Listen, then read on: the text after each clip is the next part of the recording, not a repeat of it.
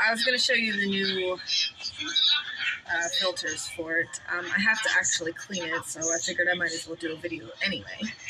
But I can't find the filters at this point, so I'm just going to do it. Don't mind the fact that it's dirty. So, it comes with all of this. What the hell did I do with that? Hold on. Okay, this is the other piece. What? So the cord, this piece comes off. Therefore,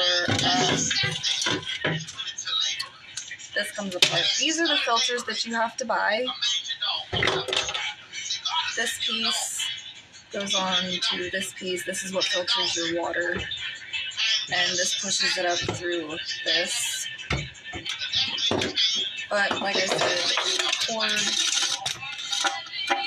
you just pour it out. Therefore, you can wash every single piece of it. So, yeah. I bought it on Chewy. It was $28 when I bought it, so.